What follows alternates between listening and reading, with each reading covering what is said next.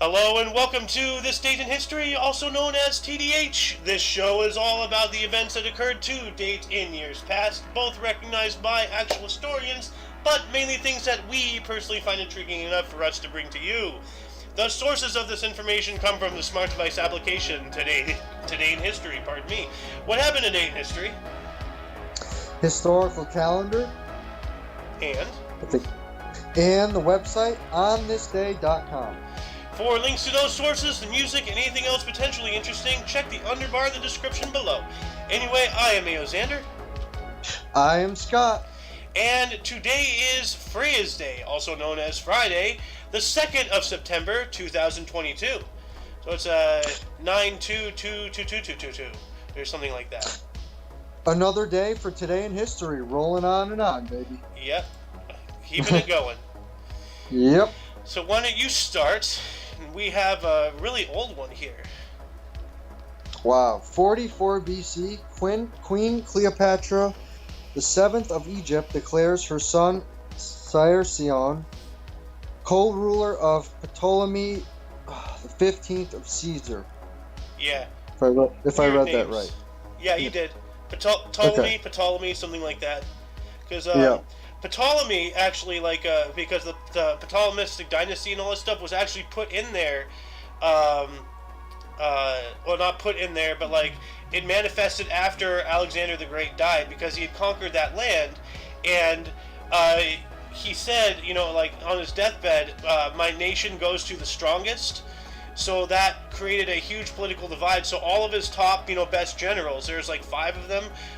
One got Greece, one got Egypt, one got, this other area, and stuff like that. And Ptolemy was one of Alexander the Great's generals, and he got, Egypt, hence the Ptolemaic dynasty. Ah. And I know all that from a video game. Yeah, I was gonna say, you really elaborated. Yeah, I may be wrong, but that's from Europa Universalis, I think. It's from the same people, the Paradox, the same people who made Hearts of Iron 4, Stellaris, among other games. Europa Universalis or something like that. Yeah, it's basically you play as the ancient world, just after the death of Alexander the Great.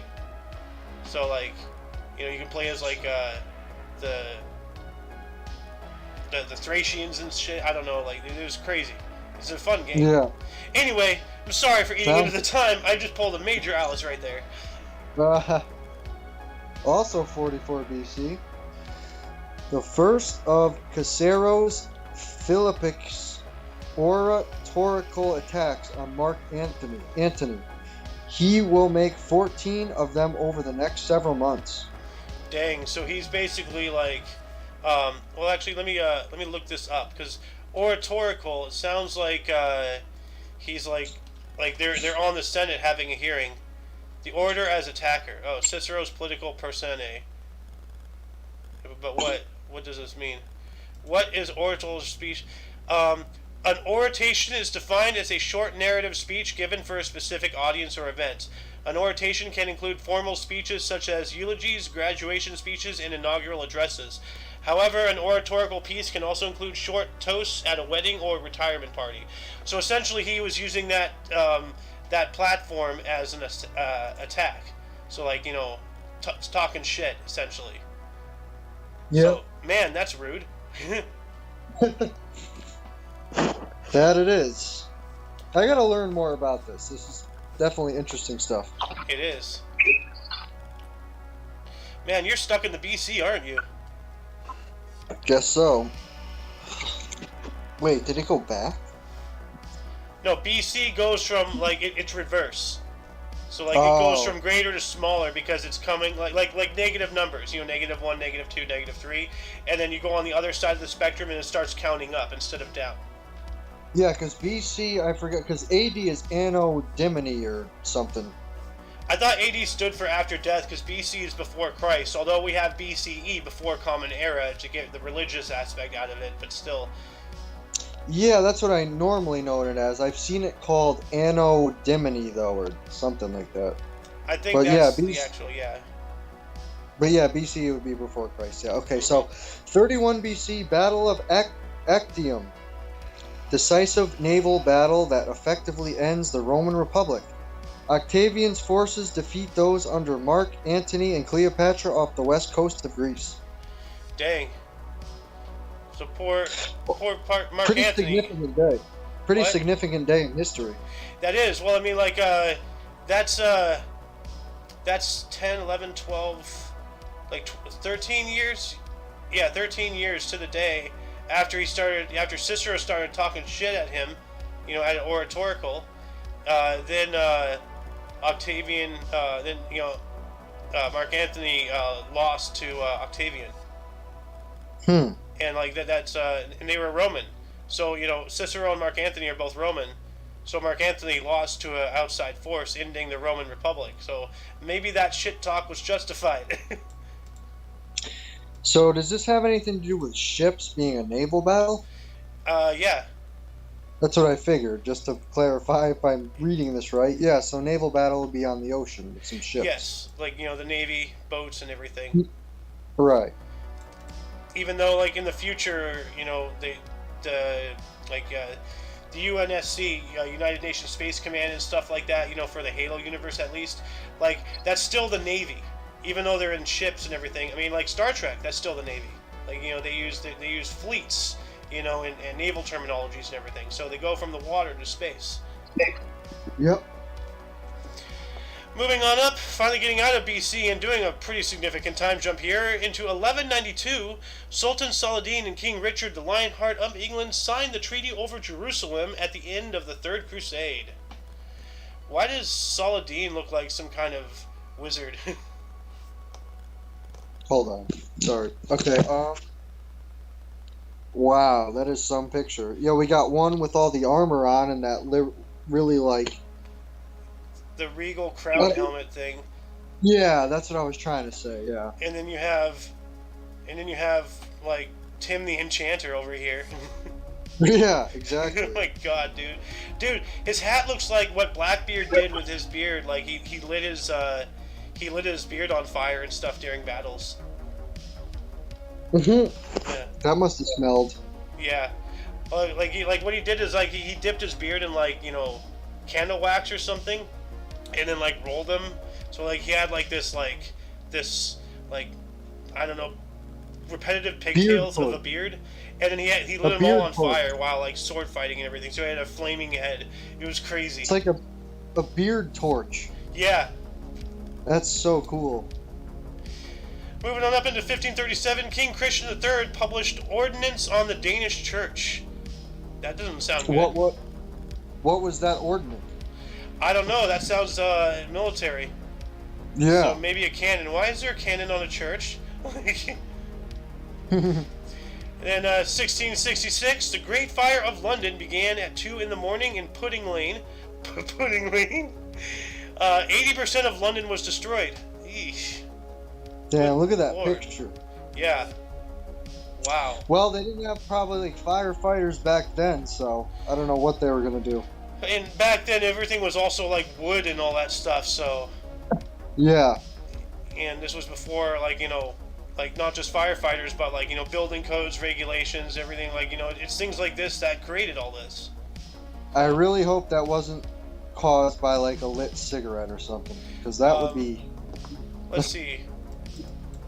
How did the 1666 London fire start? Here we go. It started in a baker's shop in Pudding Lane after midnight, just down the road from London Bridge. So the fire started there in the bakery. And basically burn the whole city down. Let's see here. 80% of London, so that one bakery fire just burned the whole place. Yeah, it's just saying, how did it begin? Death toll, damage, who was to blame? French watchmaker Robert Hubert confessed to starting the blaze and was hanged on October 27, 1666. Years later, it was revealed that he was at sea when... What? Was that his fault because they hung him for that? And it's like, was that an accident or? Well, no. Like years later, it was revealed he was at sea when the fire began and could not have been responsible. Gosh. So, yeah. And what? Look, it says an artist painted that. What did he just sit there the whole time and just paint that whole fire? Probably not live, but like maybe like out of memory and everything. But like right here it says, however, it was most likely a spark from Thomas Farrier's oven which sparked the blaze. So the baker, just a negligent baker. Jeez. That is crazy. It is. And I believe it's your turn now. 1666. Of course, it has those 3 numbers involved with a fire of all Yeah. things. Yeah, I was gonna say something earlier. I'm like, oh look, the number of the beast. Right. And then there's literal Right. hell on earth right there. So. So it says here, Gregory conquers Julius Caesar, 1752. Last Julian calendar day in Great Britain and British colonies including America, to sync to the Gregorian calendar. 11 days are skipped, and the next date is September 14th. So I think we go by the Gregorian calendar. No, we go by the Gregorian calendar. It used to be the Julian, as it says right here. And actually, like the Y files, I think we watched this. I think this was like the first episode of the Y files I actually saw. Was like there's a whole conspiracy about like the whole thing about the Dark Ages not even existing, in order to create a whole fictitious timeline to prop up the validity of the Vatican and all that stuff. It's a whole thing. It almost made me think of like the Dark Ages, because didn't they do like candle watts for light energy before there was a light bulb?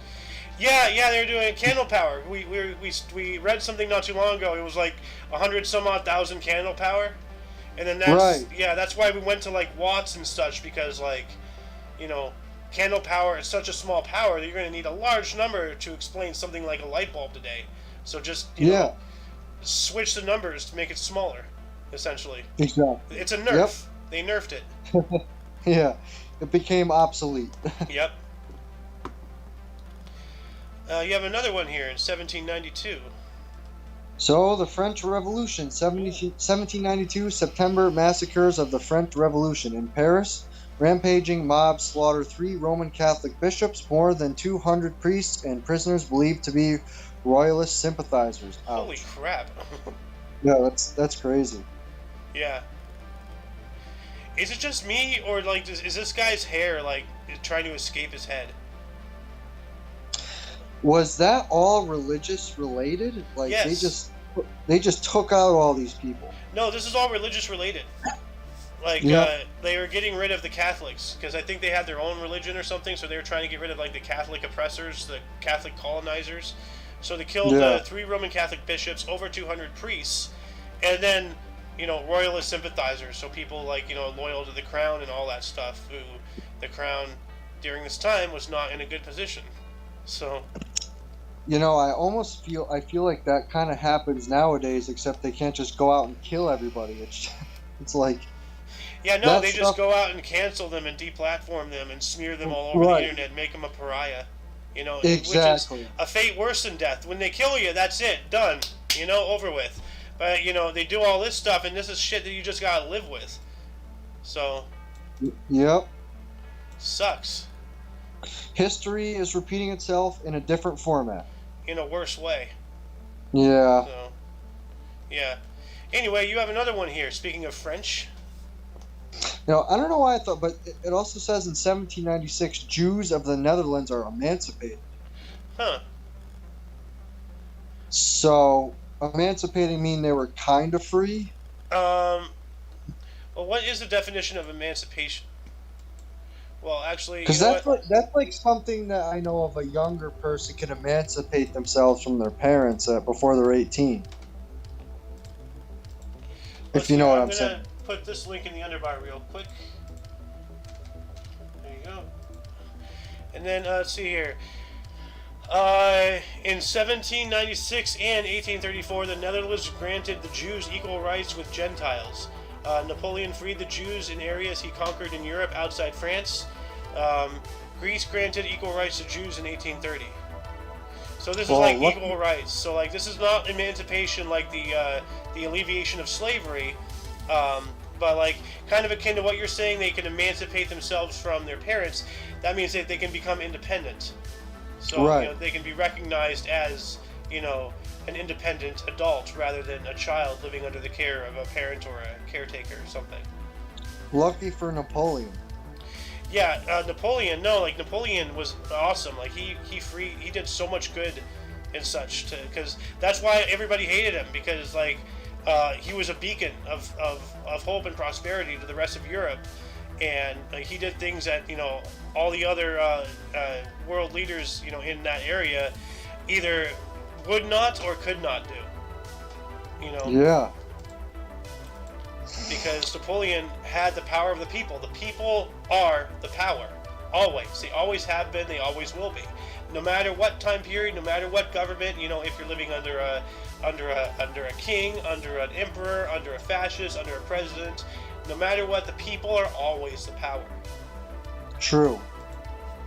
And he had the people. So. He did. So Yeah. that's why he's remembered so much. Yeah. Yes. All right. So if I have three, right? I'll Yes. do my second. I'll do the second one just quick for 1798 because I thought this was interesting. So it's Okay. the first bank robbery in the U.S. Bank of Pennsylvania robbed for $162,821 at Carpenter's Hall, Philadelphia. The first wow. bank robbery, ever. All right. Let's see here. 1798. So 1798. Let's see how much money this is. 1798 20. So 162,000 would be $3,902,171.71 today. Yeah. Man. So they cleaned that bank out. Yeah. That's something. Wow. In 1798, I'm surprised that that's the first recorded robbery. I'm sure others happened, but that was the first, Recorded significant one. Yeah. Significant one, yeah. Well, not just significant, it's just first bank robbery. So that's the first one they actually have on record. There could have been Right. other ones, as you said, but they're not on record. So they're just Yeah. hearsay. So yeah. That is interesting. Good call. Good, good to see. Yeah, I saw that. I was like, I had to read that one. All right, so the third and last. Okay, so we got Napoleon again. So the Royal Navy bombards Copenhagen with firebombs and phosphorus rockets to prevent Denmark from surrendering its fleet to Napoleon. Huh. Wow, in 1807, I wonder how they made phosphorus rockets. That's wow. Well, they had guns back then. As far back as the 1500s. Maybe even. Oh, okay. Yeah, actually, 1400s. Didn't they have guns? They had guns during Christopher Columbus's time, 1400s, 1492. Yeah, because they essentially used firebombs and phosphorus rockets to prevent them from surrendering. So that was like their ultimate trump card. Yeah, that was the Royal Navy. So that was England, and Napoleon is French, and we all know how much they just loved each other throughout the times of history. They didn't, by the way, if people don't understand sarcasm. But yeah, no, like they were willing to burn Denmark's fleet to the ocean floor to prevent Napoleon from getting anything like that, because the Great Britain all the way up until World War II was like the king of the seas, and they didn't want France to contest that, even if that means they had to destroy their allies' property. So that's how crazy Napoleon. The whole thing about him, because like as I said before, like it's been said many times, like the countries of Europe didn't declare war on France. They declared war on Napoleon. They were going after him specifically. They didn't care about France. They went after him. That's how big he was. He was such a powerful figure. Yeah. And they were backing him up. His army was they must have just been good anyway. The army that was fighting with him. Yeah. Anyway, let's move on up into 1864. Union General William T. Sherman captured and burned Atlanta during Savannah Campaign during the U.S. Civil War. So Atlanta, Georgia, gone. Yep. Captures and burns. Yep. So, like, Atlanta, I think is the capital of Georgia. What I know about the Civil War is just how brutal it was and just what those soldiers had to go through during that. And that's 1864, so that's like, Lincoln's time, right? Just about. Yeah, no, Lincoln was the president during, before, during, and after the conflict. And, because, keep in mind, this was before, the presidential term limit was 2. Although I don't think, how many terms did Lincoln serve? Let's see here. How many terms did Lincoln serve? Well, I guess just 1. He served from March 4th, 1861 through April 15th, 1865. And during... So, yep, that was definitely Lincoln's time then, yeah. Yeah. Oh, actually, he died 42 days into his second term after his assassination. So he was serving a second term. So if we have the Union and the Confederacy, how does a president stand behind that? Like, what was Lincoln for? Well, Lincoln was the president of the Union. The Confederacy seceded, and they elected Jefferson Davis as their own president. Gotcha. So they were no longer part of the U.S. That was the whole problem. Like, they split off. They did to us what we did to England, back in 1776. And we wouldn't have it. Wow. So, yeah. I feel like that sort of shouldn't fall on the wayside in history, just the Union, the Confederacy, and then how that went. That's just so significant to me.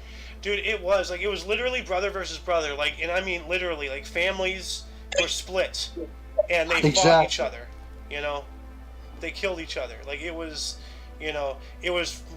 fight or die, and that's why the times we're living today, are so precarious, because I see the similarities. I do. I see the similarities. Yeah, I mean, look at my own family.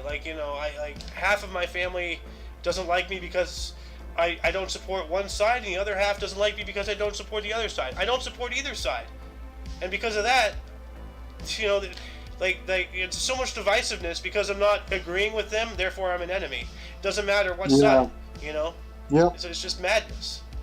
It's scary. Yeah. Anyway, 1870, Napoleon III surrenders to Prussian armies at the Battle of Sedan. Yeah. Napoleon III. Yep. Not Napoleon Bonaparte, but it was his grandson or great-grandson or something. So he was related down the lineage. And this is 1870. The Napoleonic Wars were 1800s, 1810, somewhere in there. Yeah. So, yeah. Let's see here, and then moving on up into 1898, the Battle of Omdurman, Lord Kitchener retook Sudan for Britain. Okay, well, so we have Sudan. That's Sudan, and this is Sudan. Okay, so one's a country, the other's a car. Huh. Your turn, Scott. Sudanese, yeah. Yep. Okay. Ooh, this one. In 1901, Theodore Roosevelt advises speak softly and carry a big stick. Wow, can we look that up? I have a back scratcher. This can do some damage. Well, I don't know. You want to look that one up? Advises speak softly and carry a big stick. So that's talk quietly and carry a weapon just in case something happens. I don't know. Well, no, essentially, politically, that means don't boast, don't be essentially China's oh, look at us, we're the greatest, China #1, blah blah blah. Meanwhile they have the largest army in the world, but well, until recently they didn't have the technological level to compare to us, but things are changing. It's the whole thing about be modest, but have the ability to back up, what you say if somebody tries to step on you, Ah, I see that. Yeah. Yeah. So essentially, if you look at the way U.S., once again up until recently has done politics, we aren't, that aggressive, at least on the surface. We are more of an open, nation, at least on the surface and everything. But behind our back, we have some stuff that can seriously fuck up anybody who crosses us the wrong way. So, True. So that's the thing. Speak softly and carry a big stick. So Got it. that's what it means. Wow, look at this one in 1902. Huh. Ooh. Take it. All right, so 1902, A Trip to the Moon, the first sci-fi film, was released. Cool. That is pretty cool. They must have like really been wanting to go there, you know, because what did it take? Another like 60 years or so before we actually took a trip to the moon. So 67 to be precise, if we landed in 69, of course. Yeah. But yeah, no, I remember this. I've seen this. It's a silent movie, of course, but like they basically like fire themselves out of a cannon in a missile-shaped space pod, and it like hits the moon in the eye. Like, you know, yeah, like it's just some guy like with like, you know, in like a pie dish full of whipped cream, and that represents the moon. Yeah. Yeah, and it's like, imagine this back in 1902 when everybody, you know, you can see the moon at night and everybody's like, you know, thinking about it, and then the actual the title of that movie is A Trip to the Moon. I feel like that would really sell. Like, people would want to see that. Definitely. Oh, dude, the moon, you know, like the moon has been part of human fascination as long as humans have existed, you know? Like, it's a big old thing up in the sky, you know? Like, what is it? Like, you know, eventually, you know, we get technology, like, you know, telescopes and everything. We start seeing, you know, start understanding about, you know, the universe is more than just this planet. You know, we have a whole solar system. You know, oh, it's something else out in space like Earth, but smaller and different. You know, so like, you know, what's it like to be on there? Like, it just builds up. You know, like. Yeah. Yeah. And that's the first sci-fi film. So that's like, I mean, that's just. Yeah. It can only go farther from there, you know. Yeah, that's the start of the genre, science fiction. Right. You know, beloved by hundreds of millions, perhaps billions. I have no idea. Like, you know, people love sci-fi stuff. You know? Yeah, and it's like, what's sci-fi nowadays? You can just turn on the news and that's sci-fi. Yeah. Like, because of how just obscure everything is. Yeah. We live in an Orwellian nightmare, you know? Right. I mean, that's just my point. But, I mean, if you're thinking about that back in 1902, like, they were probably just mesmerized by that, and just seeing some sci-fi film called A Trip to the Moon. I mean, I would jump to that. Yo, keep in mind, this is before flight. You know, like, exactly. Yeah, they had, like, you know, later in their travel, like dirigibles and balloons and stuff, but this was before the Wright brothers, before the concept of anything about space travel and everything. They, in the movie, like, as I said, they literally used a cannon, you know, an artillery piece, and shot themselves into the moon. You know? Man, that would have to be a powerful cannon to get by the atmosphere. Yeah, well, people didn't know about atmosphere back then. I mean, the common people didn't, at least, you know? Like. Yeah. But anyway, let's start picking it up here. It's already 32 minutes in. We're just hitting 1900s. 1909, King Edward VII signed South Africa Act. Ah. South Africa Acts. Let me look that up here real quick. Wow, you know, 1909, that's the first Abraham Lincoln penny. Ooh. The South Africa Act of 1909 was an act of the British Parliament which created the Union of South Africa from the British colonies of the Cape of Good Hope, Natal, Orange River Colony, and Transvaal. So it created South Africa. Happy birthday, South Africa. Yeah, definitely. And that's where our favorite African American, you know, comes from. He launched a sports car into space a couple years ago. Elon. Yep. Who's whiter than flour.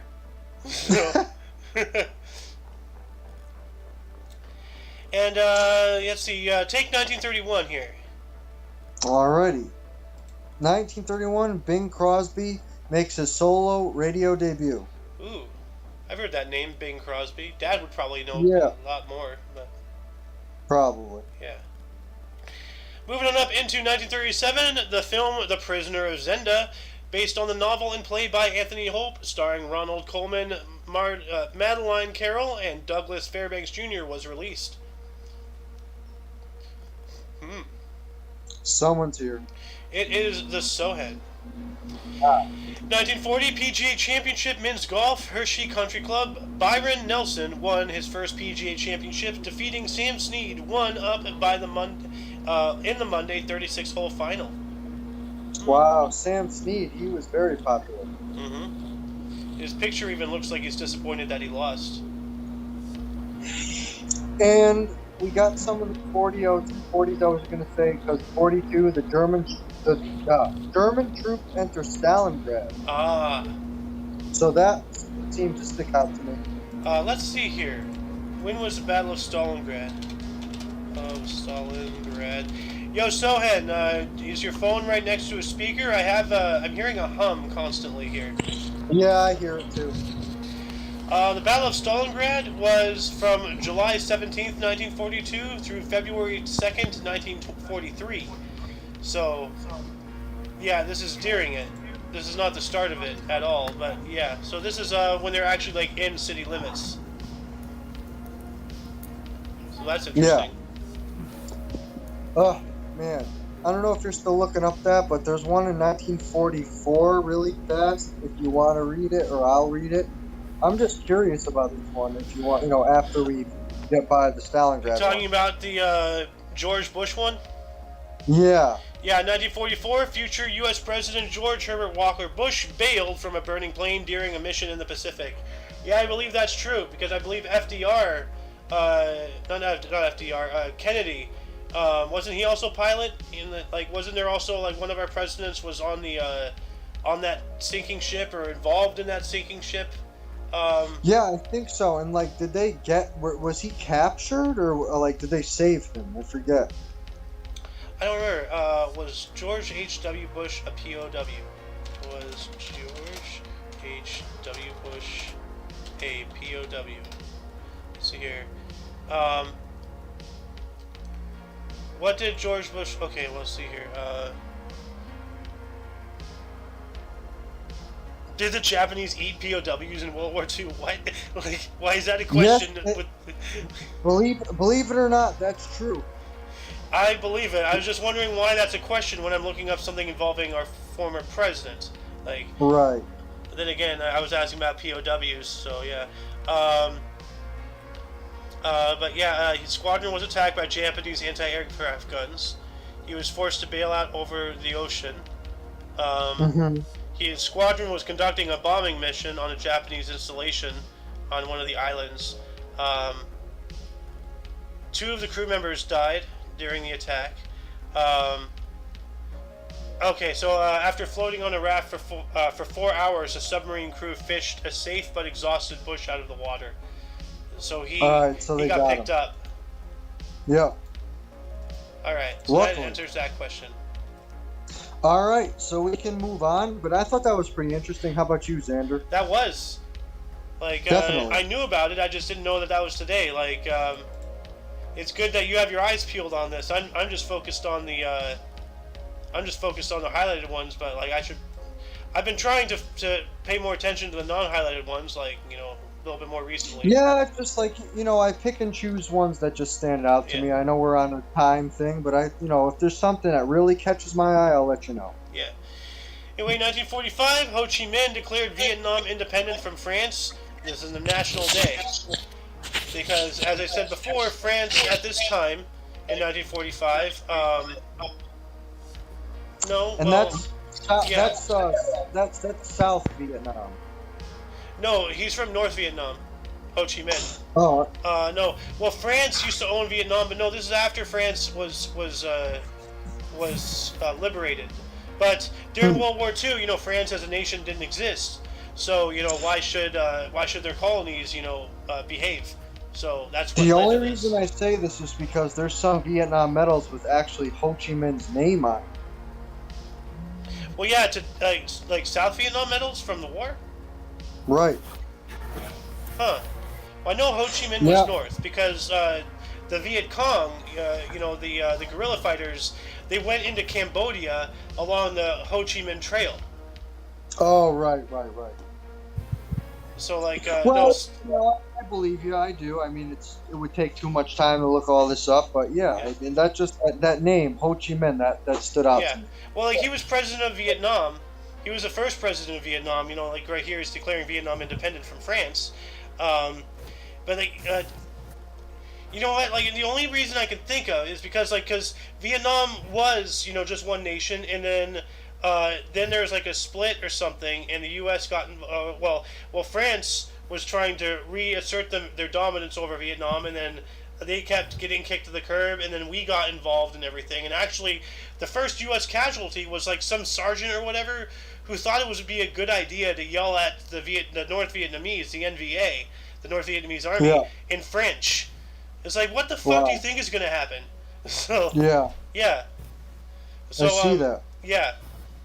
But yeah, the first U.S. death, casualty, and KIA was from a U.S. citizen being an idiot.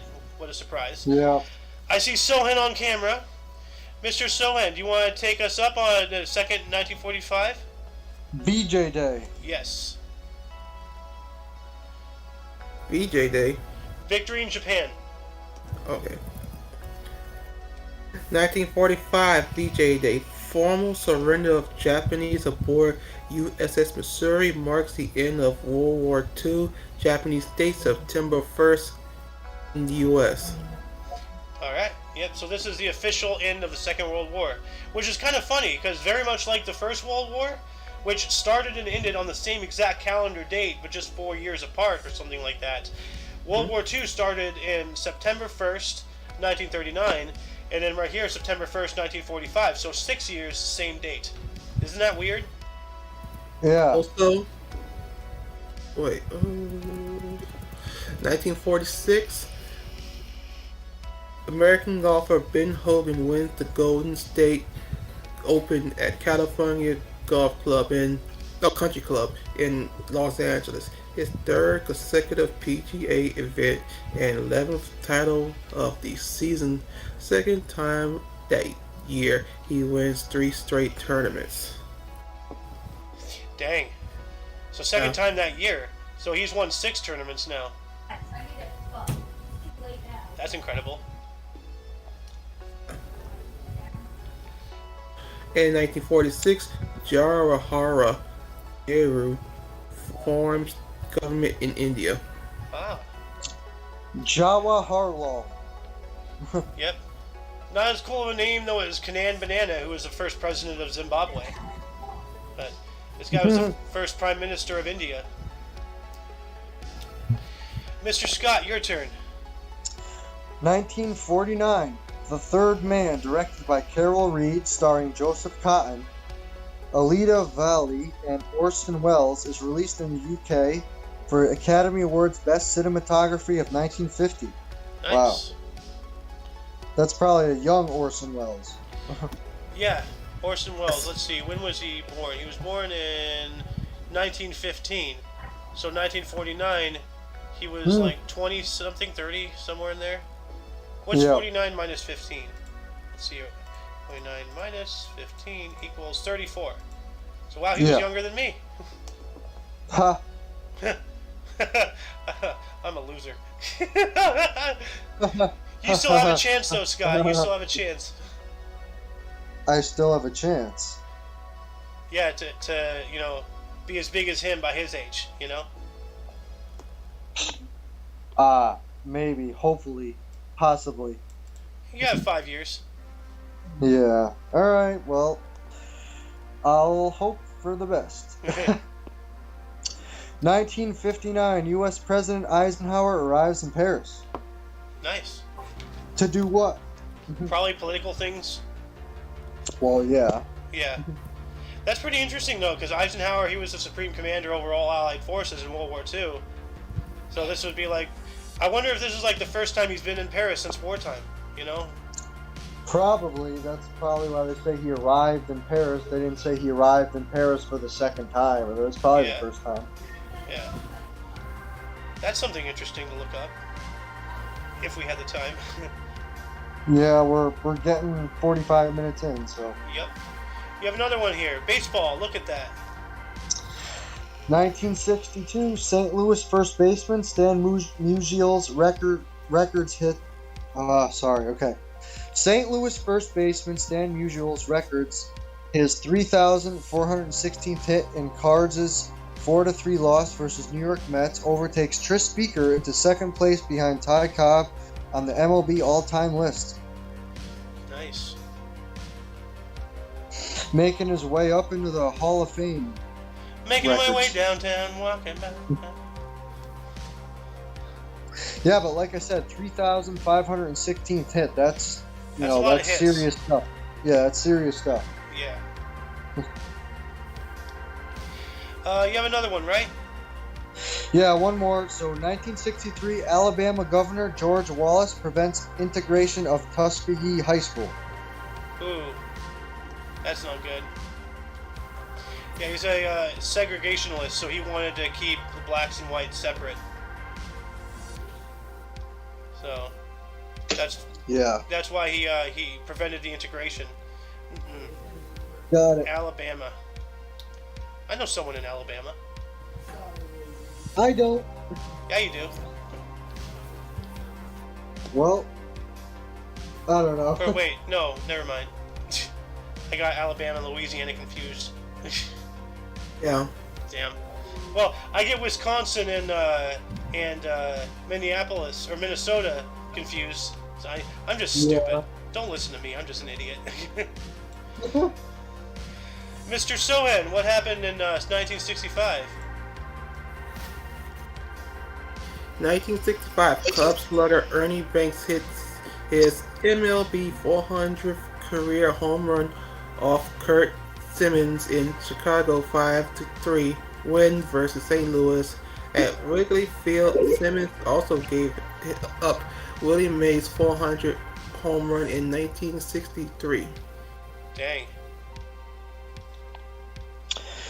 Pretty cool day for baseball then. Yep. Hell yeah. Ooh, it's another good one.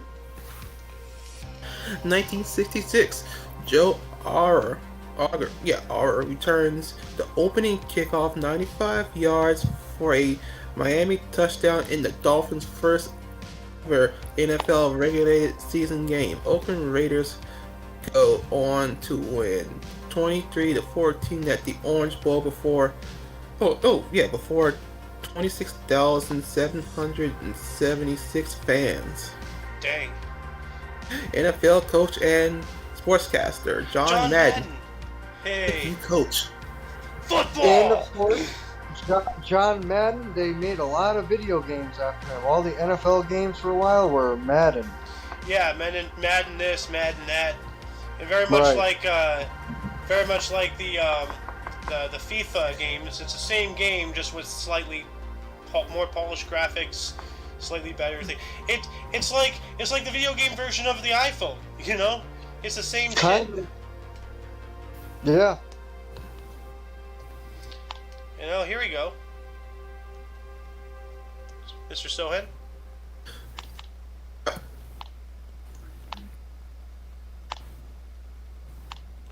(1976). 68. I was gonna read the Principality of Sealand is established. Ah, Well, 1976, the Principality of Sealand is established. Ruled by Prince Patty Royal Bates.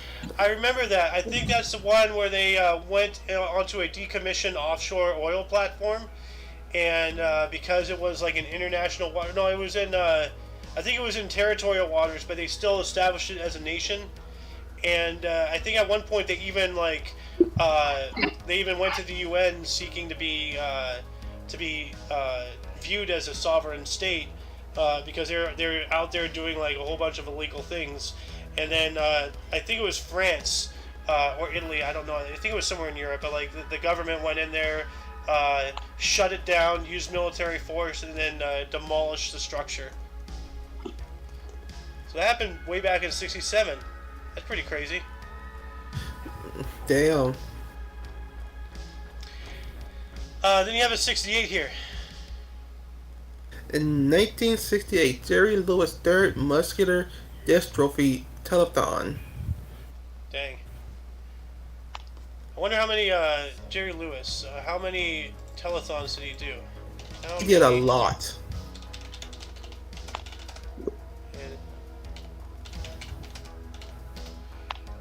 Jerry Lewis. Let's see here. Telethon was held annually on Labor Day weekend beginning in 1966 and raised $2.45 billion for MDA from its inception through 2009. Wow. $2.45 billion raised. That is incredible. Anyway, I'm going to do the split here. Let's see. Split. Recording. Hello and welcome to part 2. We are moving up into 1971, in which the teenage debutants Chris Evert and Jimmy Connors won their first matches at the U.S. Open Tennis Championships at Forest Hills. So dang, teens and championships and such, you know. What a time. We don't hear things about that anymore, you know. Yo, Not really. picture. What's up? Supposed to be men's tennis. Look at the picture. Chris Evert. Can No, it's can not. we do the? It's not. Oh well, that's right. U.S. Men's Tennis Open. That's weird. Huh. But this just says teenage debuts Chris Evert and Jimmy Connors. I was gonna say also one of these 1972s caught my eye. Which one? The first time. It says for the first time since the advent of the modern Olympics.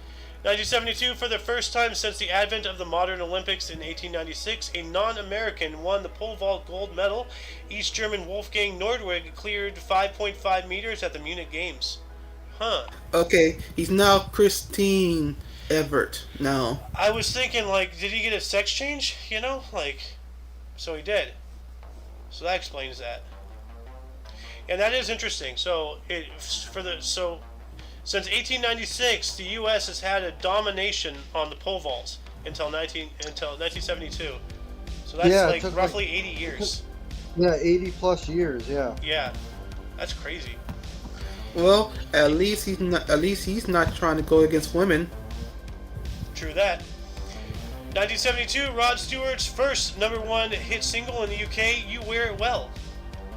All right. And just so happened, we have a baseball one here, and it's Scott's turn. What a coincidence. Cool. 1973, Billy Martin is fired as Detroit Tigers manager due to continual differences with the front office. Goes on to manage Texas, Oakland, and New York Yankees in 5 separate stints. Yeah, he was very popular. Is this the same guy who gambled? Or is that somebody else? Not entirely sure. It could be. Wait, who is the one though who's barred from everything? That's Pete Rose. Okay. Yeah. Okay. It sounds like it. Then you have a PGA here. 1974, PGA Tournament Players Championship, Atlanta Country Club. Jack Nicklaus wins inaugural event, first of his 3 TPC titles, 2 strokes ahead of runner-up J.C. Snead. Cool.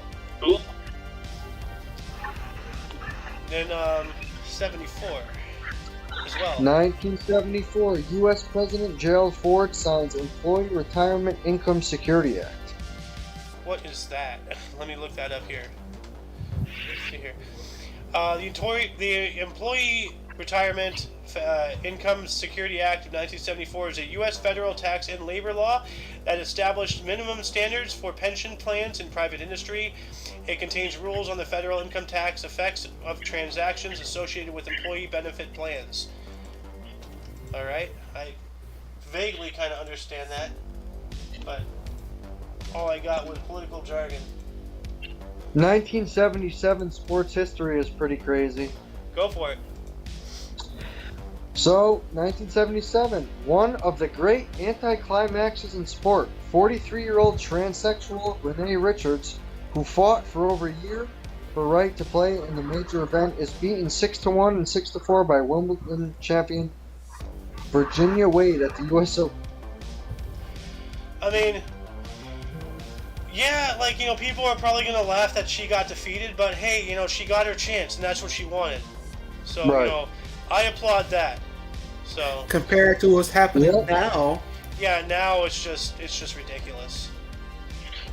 So anyway, Mr. Sohan. Yeah, Mr. 1970, October. 1978, Yankees right fielder Reggie Jackson hits his 20th home run of the season in a 6-2 home win over Seattle. 19th MLB player to hit 20 home runs in 11 straight years. Dang. Yep. There's Mr. October again. Yup. Red October standing by. Also, 1980, Australian cricket batsman Kim Hughes becomes third player to bat on all 5 days of a test match as the rain affected sanitary tests Peters out to a draw at Lord's British broadcast station. Yeah, British Broadcasting Company. John Arlott calls his final match. Yeah. Getting my brain corrupted because I was thinking something else. Yeah, no, I know exactly what you're thinking of, and I was just gonna say that that company really should probably change their name. It's unfortunate that they got that series of letters first, but society is starting to dictate things in a bad way involving that abbreviation. So, yeah. Well, BBC also has something else worse with it. Like, do you want to DM it to Jimmy me? Savile. What? Like Jimmy Savile. He was involved with the BBC. I only know two versions of that, so like, if it's not the, I'll tell you later. yeah. Okay, 1981, Soviet Union performs underground nuclear test. Ah. Here we go again Ooh, with the nukes. Damn, 1982, Rolling Stones Keith Richards' house burns down. Well, that's not good. Damn. He rocked way too hard. But hey, a Rolling Stone gathers no moss. Yeah, Captain Teague's house burned it burned down. Yeah. That sucks. Why don't you take 83 here? Sure. Also in 1983, Yitzhak Shamir Irkid Party endorsed by Benjamin Bean for Israeli Prime Minister. Ah. So this guy, he was endorsed by that guy for the position. So that's interesting. Mm-hmm. 1987, Donald Trump took out a full-page New York Times ad lambasting Japan. Oh my God! Wow. What does that mean? Lambasting. What does that mean? Basically talking shit. Like, yeah, lambasting. Let me look up the actual definition. A harsh criticism. Oh, okay. Yeah. So he took out an entire page in the New York Times. A full page, yeah. Full page. Wow. Man, this guy has been at it since before I knew. Like, Yeah, wow. before, New York Times started doing the same thing about him. Yeah. Yeah, now it's reversed. Basically, since you were born. Yep. 1989, Reverend Al Sharpton led a civil rights march through Bensonhurst, Brooklyn. FBI snitch. Yeah. I knew the name Al Sharpton, and I thought it was, like, for a negative reason. And it was for that, right? Sohan? He was like an FBI informant or something? One of them. 1991, Ropin' the Wind, the third studio album by Garth Brooks, was released, later to receive the Billboard Album of the Year in 1992. That's pretty cool. Then Scott has a really cool one. That's an amazing picture right there. For 1993, but I was going to say this one in 1992. It says a U.S. dollar valued at 156.50 guilder, a record. What's a guilder? A gold? Like... Not sure. Guilder. The basic monetary unit of the Netherlands until the introduction of the euro equal to 100 cents. Historical: a gold or silver coin formerly used in the Netherlands, Germany, and Austria. So, for whatever reason, it's the U.S. dollar was worth like $156.50 in Netherlands money. It looks like. Wow. Ooh. That's. I don't know. Maybe I'm reading that wrong, but like. I don't know. Still, well, it was a record at the time. So. Yeah. Well, that would mean that the Netherlands were in a horrible recession. Let me look this up. Was Netherlands in a recession in the 90s? The economic dip in the early 90s. Once the spending impulse of the reunification had petered out in mid-1992, Germany also went into a delayed recession. In the Netherlands, ... So, where'd that... Economic growth, Netherlands, Germany, and U.S. So for whatever reason, there's a significance between the economic growth of the U.S., Germany, and the Netherlands in the specifics. Like, I don't understand why, although I'm not an economist, so... But I'm going to add this link in the underbar for any, because this is interesting. Yeah, I thought so. This is weird. Like, of all places, you know, like United States, I get it, but Germany and then the Netherlands, like, you know, it's weird to compare those three. They're all different vastly. So, I'm trying to find where it petered off though in the Netherlands.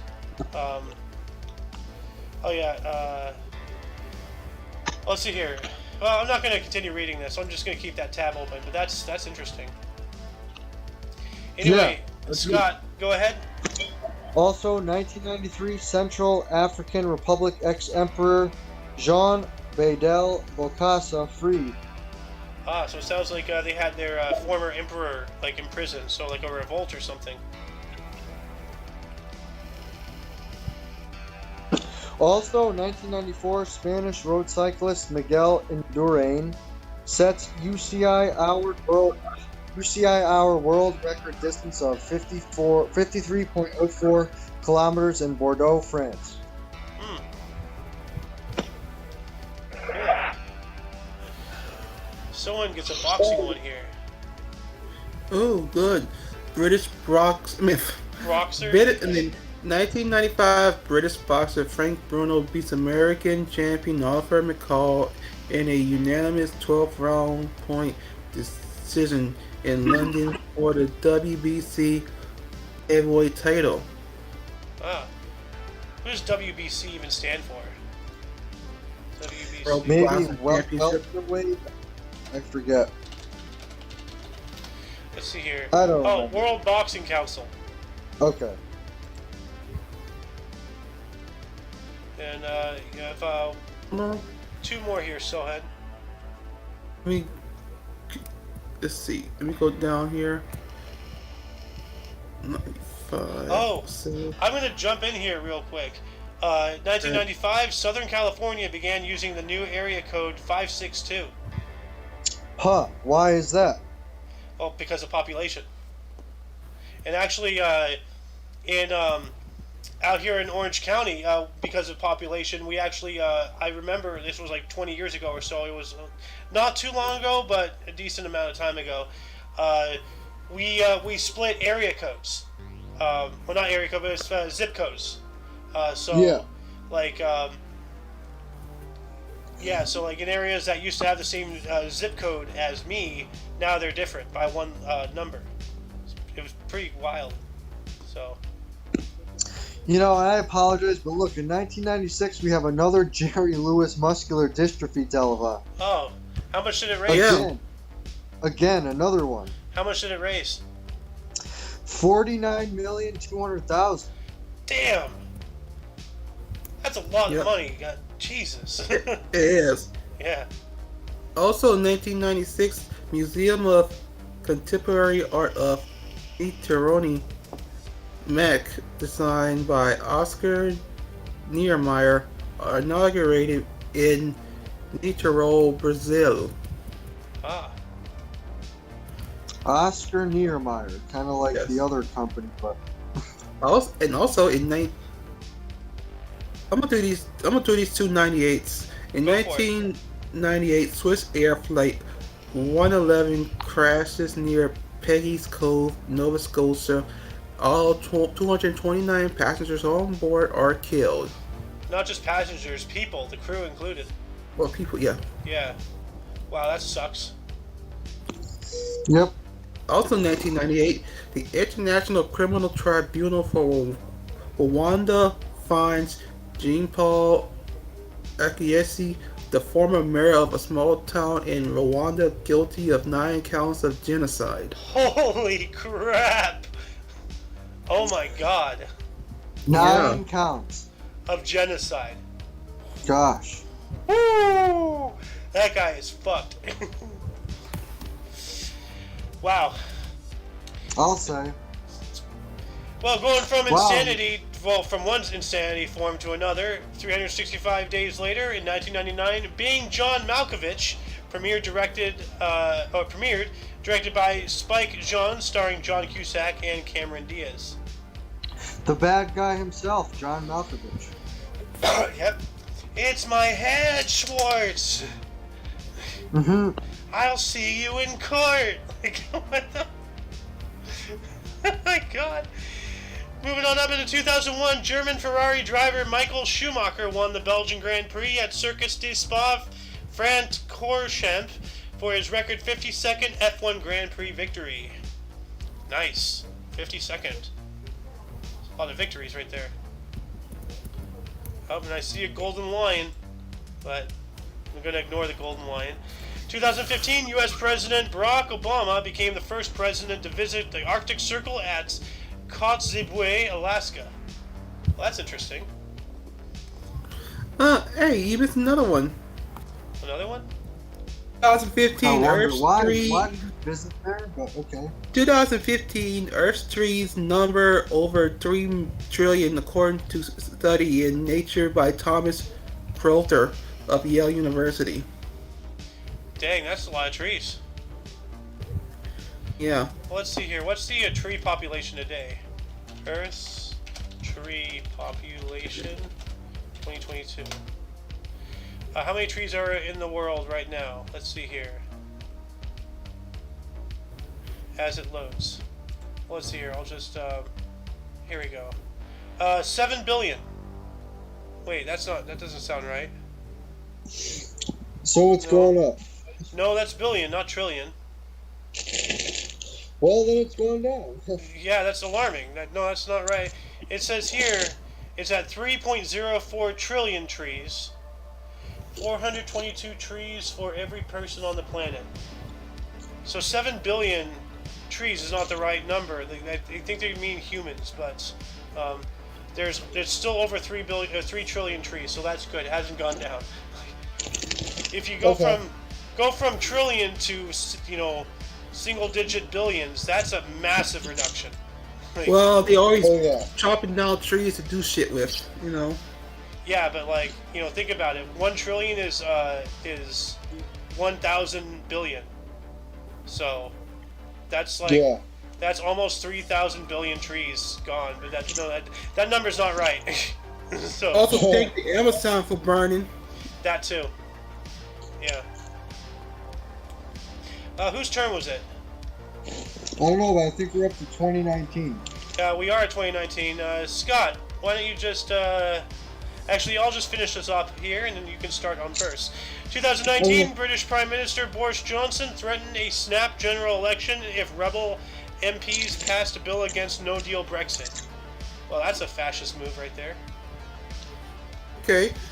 Oh, 2021, at least 43 people died as the remnants of Hurricane Ida hits the U.S. Northeast with record rains, tornadoes, and flooding, with New York and New Jersey declaring state of emergency. Weren't we talking with Ghost? Like he was talking about Ida the other day, right? And Scott, you were there. I think that was maybe. I think that was Hold on a second. You just went low, so let me move you real quick. Hold on. Nope. All right. Testing, testing. So I think that was Irma. Irma. Okay. Ida actually hit my area. We got like close to 9 inches of rain. Yeah. Okay. So it was you that we were talking about, Ida. So I remember Yeah, and it Ida. I hit Yeah. remember my area Irma. too. Got hit with the winds. Yeah. And then Alice was talking about it too, right? I don't know. Yeah. Anyway, if there's any articles that grabbed anybody watching, any of their attention, anything, is there anything that you guys like more than most, that we didn't elaborate on or whatnot? Let's go. Well, I don't know. We elaborated on a lot. I mean, I guess I'll just start with the 1666 Great Fire of London.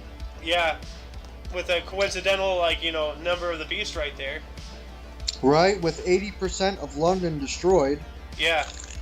So I'll start with that one, I guess, Well, there's also the creation of South Africa. There's also the official end of World War II with Victory in Japan Day. Yep. The last Julian calendar day. This is the last day before we transition, and it jumped 11 days. So, yeah. Yeah, I think we handled it. We covered it. Yeah. What about you, Soen? Anything grab your attention? Oh yeah, but too many to say. Yeah. Yeah. But yeah, any viewers, if there's anything that grabbed your attention you want to elaborate on or start a convo or anything about, comment section below. It's right there. Anyway, Mr. Scott, do you want to start us off in bursts, 1243? Okay. 1243. Gilbert de Clare, 7th Earl of Hertford, English politician. So, died in 1295. Ah. All right.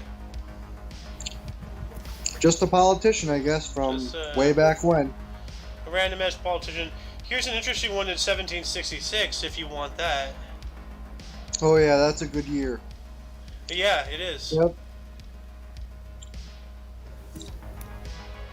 1776 or 66? 66. Okay, so my bad. Yeah. 1766, James Forten, African American abolitionist and businessman, who used his wealth to push for civil rights and the abolition of slavery, born in Philadelphia, province of Pennsylvania, British America, died in 1842. Yeah, this was before we became a nation. He was pushing that back when we were still colonies. So Wow. That's crazy. Yeah, it is. Yeah. Mr. Sohen. Let's see. 1877, probably. Yep. Unless there's one beforehand he sees. 1850, A.G. Spalding, American Baseball Hall of Fame pitcher, manager, and executive. NL Wittens leader. 1871 to 1876, president, co-owner, Chicago White Stockings, co-founder of Sporting Goods Company, born in Byron, Illinois, died 1950. That actually is significant because Spalding is still used nowadays. It is. Yeah, it sounds familiar. That is It pretty is. cool right there. He's the founder of it. He's Yeah. co-founder. The Chicago White Stockings. Instead of the stock. Yeah. I'm glad he changed it to White Sox. Well, yeah, I nobody am wears not saying stockings that shit. anymore. But yeah, that's cool. That is a good one. Yeah. Yep. Uno And- mas, Senor Sohen. Also, 1877, Frederick Soddy, English chemist, Nobel laureate, born in Eastbourne, Sussex, died 1956. That's weird. They put his death twice in there. So it looks like That makes somebody sense. came in. Dead. Yeah, it looks like somebody came in and put in an additional information without, omitting the previous death. That's weird. Yeah. Anyway, Yep. moving on up into scrolling. Trolling. 1936, we have Andrew Grove, or Andras Grove, Hungarian-American pioneer in the semiconductor industry, one of the founders and CEO of Intel, and a philanthropist, born in Budapest, Hungary, dying in 2016. It's 1958, 06, 08. Inside. Ding, ding, ding, ding, ding. That's weird. It's a weird Yeah, I thing. don't know. That's strange. Yeah, I think our source is starting to break down, because remember yesterday there was like a whole HTML code in something? Yeah. That was weird. And I think that's now Scott's turn. 1937, Peter Ueberroth, American organizer of the 1984 Los Angeles Olympics and commissioner of baseball from 1984 to 1989, born at Evanston, Illinois. Ah, well, that's cool. The 1984 LA Olympics. I think that was out here. Yeah.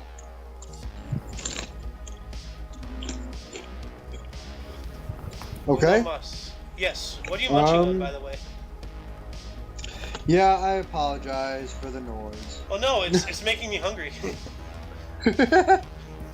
Just some, let's see, queso Tortillas chips. That sounds pretty good.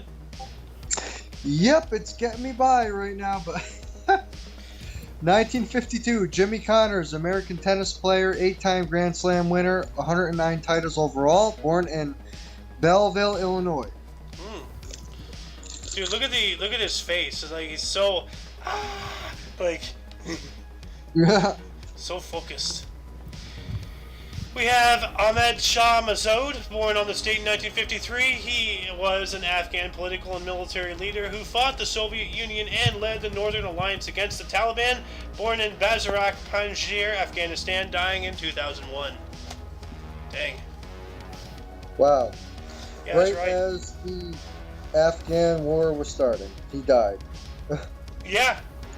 Actually, Pretty much, right? no, just before it. September 11th is in 9 days.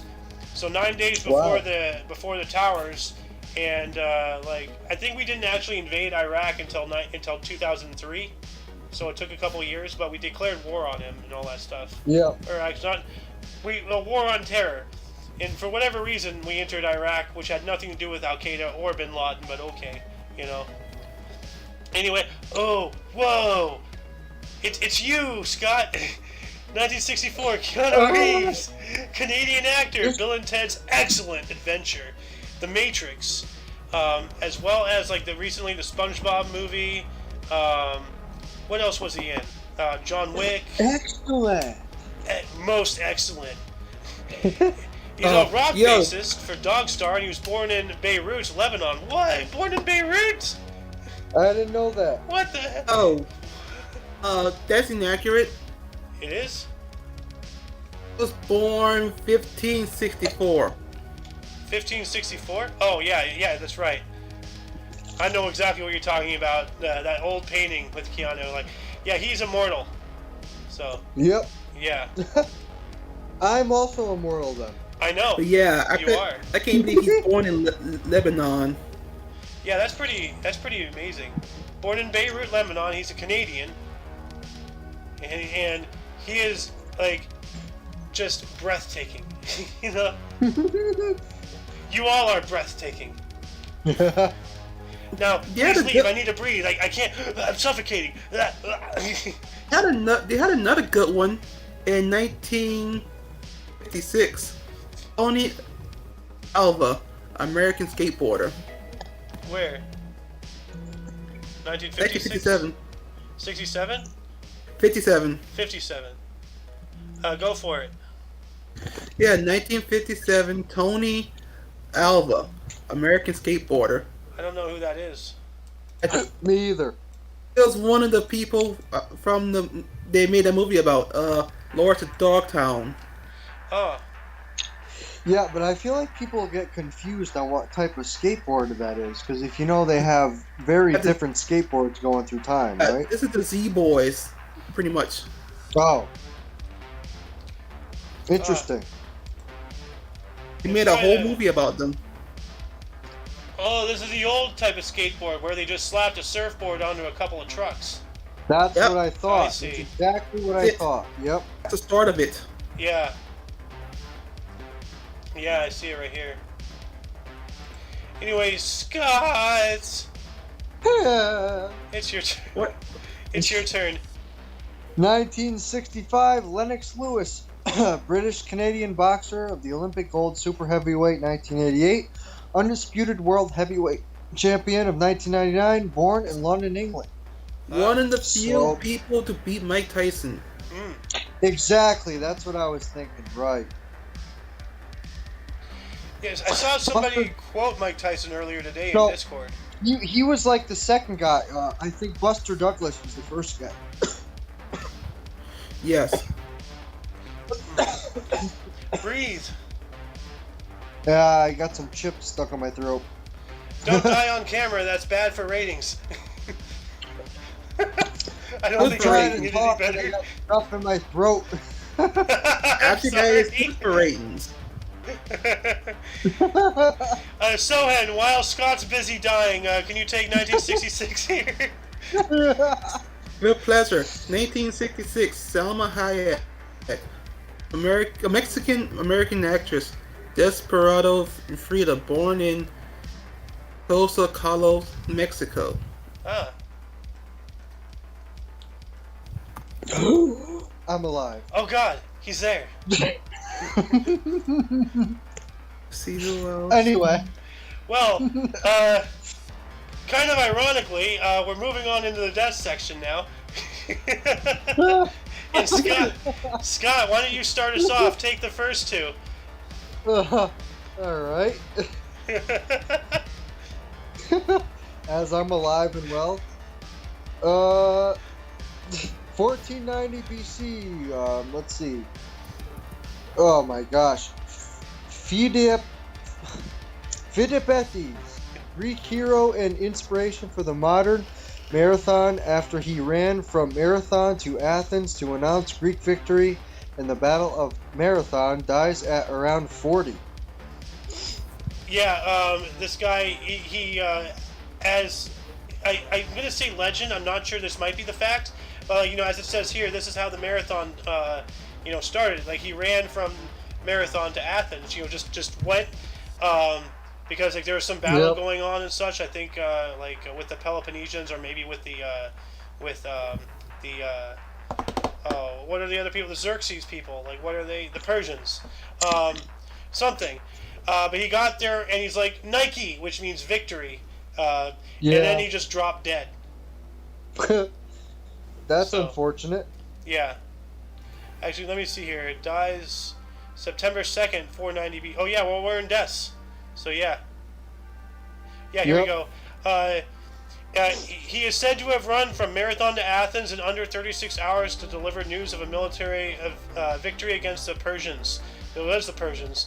Legend has it that Philadelphus, upon reaching Athens with the news, then collapsed and died right there. So, yeah, as I said. So, yep. And I was gonna say we're making a big jump, but we got Ho Chi Minh again. Oh, here we go. Just saying. Go for it.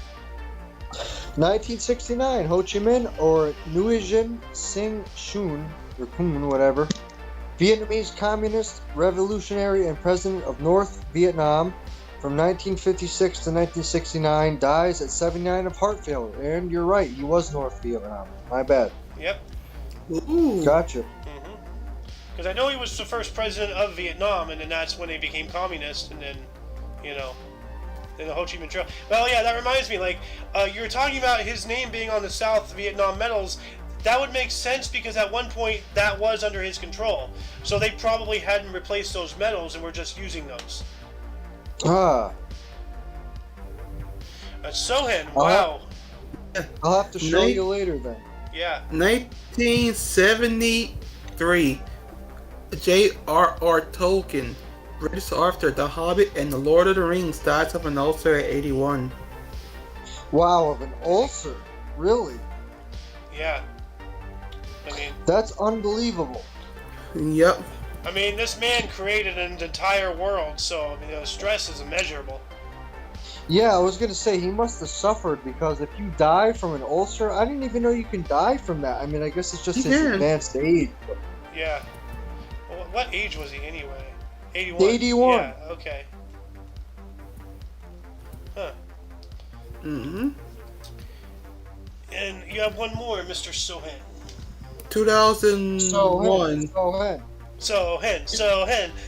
Christian Stannard, African cardiac surgeon who performed the first heart transplant, dies of severe asthma attack. Dang. Really? So he got a heart transplant and died from his breathing? No, he performed. He performed the first heart transplant. I see it. My bad. Yeah. Now, Darn. here's no, the thing. seriously. Here's the thing. I do remember talking about the first successful heart transplant. This just says the first heart transplant. So this doesn't necessarily mean successful because there are, that's two different things. But that's still pretty cool. He's paving the way, Yeah, it's like I'm thinking the body has to like accept that new heart, so it's a crazy experience. Yeah, you gotta go by blood type, heart size, stuff like that. Yeah, well, that is unfortunate that Christian Bernard died of an asthma attack at 78. I wish somebody helped him. Yeah. Ooh, I want this one. Go for it. 2005, Bob Denver, American actor, Gilligan's Island, the many loves of Darby Gills, dies of complications from treatment for cancer at 70. Dun dun dun dun dun dun dun dun dun dun dun dun dun dun dun. A 3-hour tour. That brings back memories. Yep. Gilligan died 2005. Yep. And that concludes the show. Once again, you can check the underbar, the description for links that you may find interesting, including but not limited to Everything OMNI Coalition as well. Sohin TV on Twitch. Yep. For all of you and all of us, we stream every day at 10 in the morning Pacific time. 12 Central. 1 p.m. Eastern time. Yep. Sorry, go on. 12 Central and 1 p.m. Eastern time. For all of you and all of us, I am A.O. Xander. I am Scott is not a bot. I'm the troublemaker. You are a troublemaker. And you, viewer, of course, are you. And until you catch us tomorrow, don't forget to look right and left at every intersection, rate 5 thumbs, and subscribe. Until then, toodles. Let's go, Brandon. Let's go, Brandon.